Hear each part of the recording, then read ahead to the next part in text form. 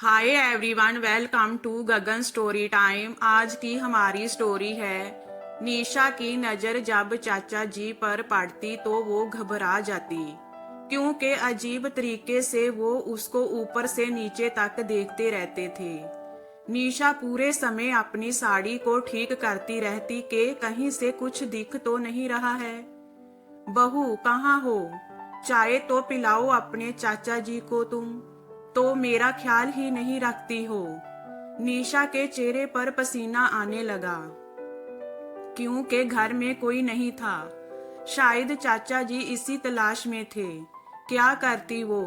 उसने मन में सोचा कि चाय देकर वो जल्दी से अंदर आ जाएगी और माँ जी को फोन कर देगी। माँ जी पड़ोस में ही गई थी। जैसे ही निशा ने चाय नमकीन टेबल पर रखा, जे क्या बहू, ऐसे भी कोई बड़ों का आदर सत्कार करता है? हाथ में पकड़ाओ चाय की प्याली, और तुम भी लाओ अपनी चाय। चाचा जी, अभी ही मैंने पी है, आप लीजिए, निशा ने चाय पकड़ाते हुए कहा।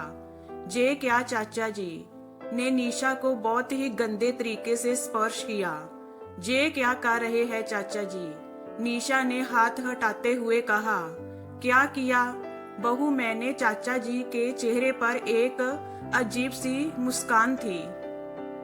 अरे थोड़ा वक्त अपने चाचा जी के लिए भी तो निकाल लिया करो। निशा की धड़कनें बढ़ने लगी थी।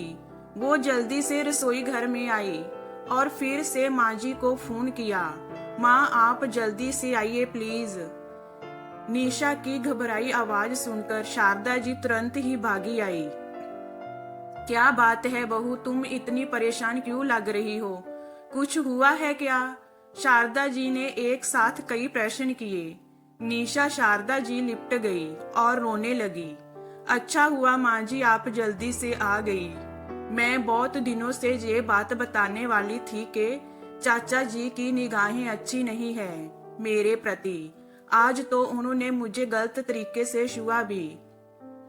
शारदा जी के चेहरे की रंगत उड़ गई सुनकर। बहू तुम परेशान नहीं हो, मैं आज ही देवर जी को सबक सिखाऊंगी और इनका आना जाना बंद करती हूँ। उन्होंने अपने रिश्ते की मर्यादा नहीं रखी तो मैं भी लिहाज नहीं करूंगी।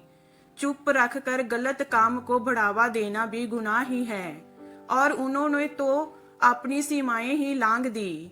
जब शारदा जी बाहर आई तो राजेश जी चुपचाप खिसक चुके थे। उन्हें कुछ शक हो गया था। शारदा जी ने राजेश जी को फोन लगाया। भैया जब हम लोग घर में रहे तभी आइएगा, और बहू जो आपकी बेटी की उम्र की है उससे अपनी मर्यादा में ही रहकर बात कीजिएगा तो बेहतर होगा, वरना मेरे घर के दरवाजे आपके लिए हमेशा के लिए बंद मिलेंगे आपको। राजेश जी घबरा गए। क्या हुआ भाभी, ऐसा क्या हो गया? जो भी हुआ हो आप मुझसे बेहतर समझते हैं। आगे से अपनी उम्र और मर्यादा का ख्याल रखिएगा। शारदा जी ने फोन रख दिया। निशा बेटा, तुमने बहुत अच्छा किया कि समय पर मुझे बताया, वरना समाज के डर से लड़कियां इस तरह के दर्द को झेलती रहती है। हमें तुरंत ही ऐसी बातों को रोकना चाहिए, वरना हमारा डर का फायदा ऐसे मर्द उठाते रहते हैं। धन्यवाद माँ जी, आपने मुझे समझा और मेरा साथ दिया। क्यों नहीं देती साथ बहू, मैं भी एक औरत हूँ, सबका मान सम्मान बराबर होता है। तो ये हमारी स्टोरी आपको कैसी लगी हमें कमेंट में बताइए। लाइक कीजिए, शेयर कीजिए एंड वॉचिंग के लिए थैंक यू।